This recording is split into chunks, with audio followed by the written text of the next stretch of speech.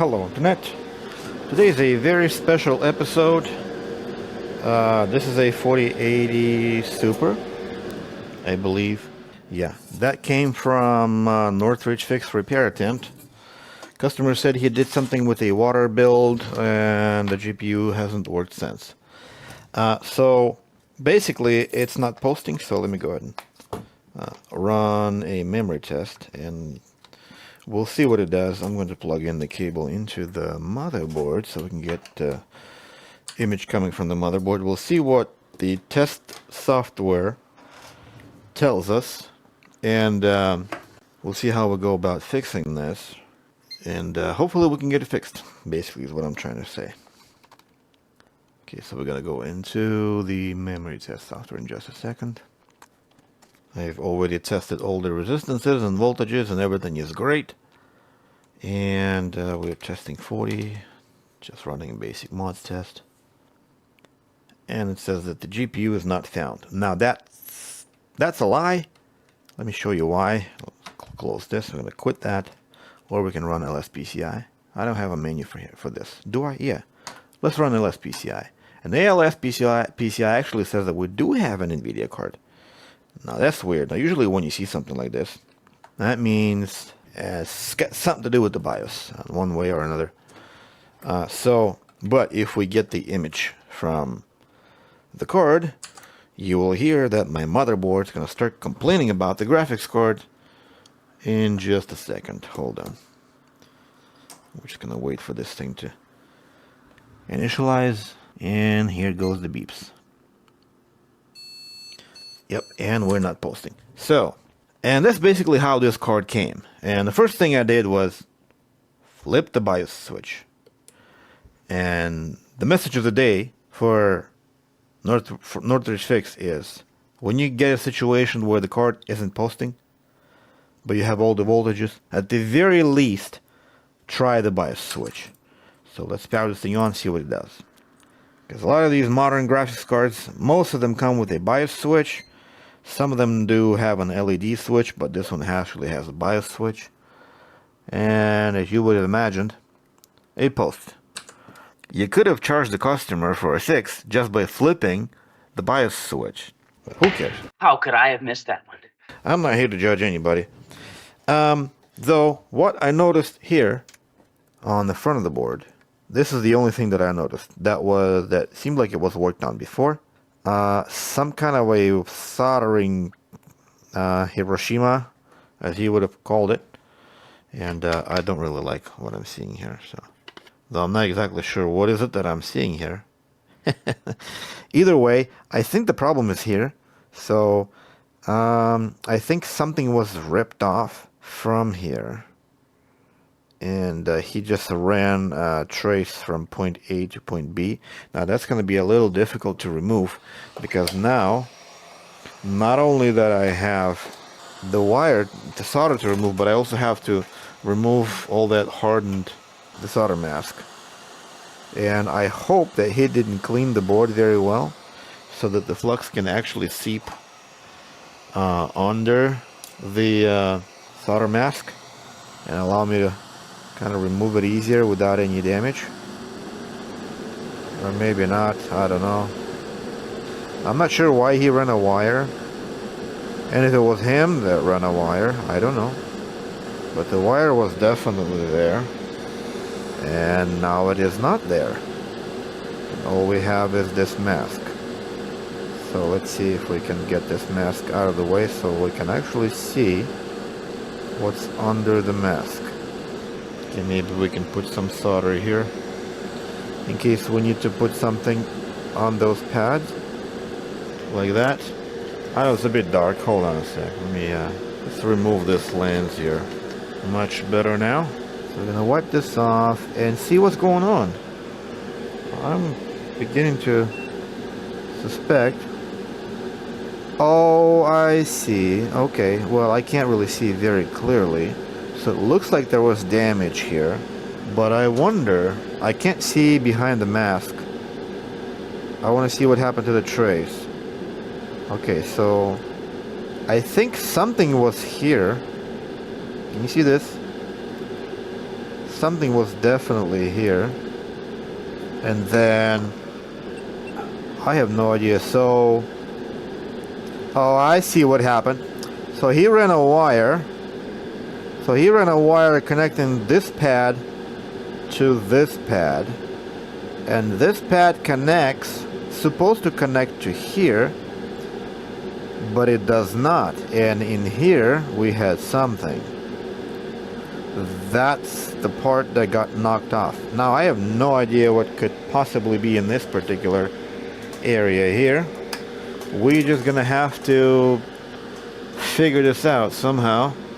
Let's go into the multimeter probe, figure out if any of these pads are ground. Not ground, not ground, not ground. Okay, so where does this pad go? This one goes. It goes into here. Okay, so that goes here, but it was also supposed to be going here, but it does not. Let's measure the voltage drop on this pin, and that's gonna tell us if this pin is connecting anywhere through any kind of VS, anywhere on the board whatsoever. So that way we know exactly what to do. So we're going to a diode mode, and we are measuring voltage drop. So that means that this pin, even though it doesn't look like it, it may actually be connecting somewhere. I can't see behind that mask. Yeah, it looks like there might actually be a via of some sort, like under here or something. I don't know. Now I know for a fact that this and this are not connected, and there's something that was supposed to be soldered between the two. No idea what would that be. Most likely some kind of resistor. So I'm gonna go ahead, and the first thing what I want to do is I want to connect these two together, and we're gonna use some black horse flux. Not a big fan of that flux doing this type of work. This is I would consider this a micro soldering. Works great for just prepping the board, cleaning the board, you know, things like that. But for dealing with micro soldering like this, it's gonna get hard and become a little bit of a problem. But at least it's easy to clean, so it's not too big of an issue. Okay, so what I want is probably, let's see if I can grab something like this. That looks like an overkill. I don't care. Let's do an overkill. So we can solder that to the pad on the left, as well as to the trace on the right, like that. Some more magic flux. There we go. That did it. See, now we have perfect connection between the two. And that's what I'm talking about. See how this flux becomes just hard? Yeah. It's like beeswax or something. Yeah, not for micro soldering, as you've seen. It's good for using it with like hot air. Just works really well. No issues there whatsoever. And it dissolves easily on its own. You can like spray some alcohol in here and just kind of wait, and it will dissolve itself super quick. Very nice. I like that. So even though it has its challenges doing micro soldering, it is definitely easy to clean. So I don't know if just connecting the two will work. Who knows? Let's give it a try. Let's switch over to here and make sure that we go back to that switch position from which it did not work before. HDMI cable. And so hopefully that was it. Hopefully it was just two pads that weren't soldered. And that's it. Perfect. It posted. So nice. Looks like all it was.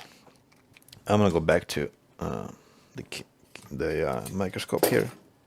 Show you exactly what it was.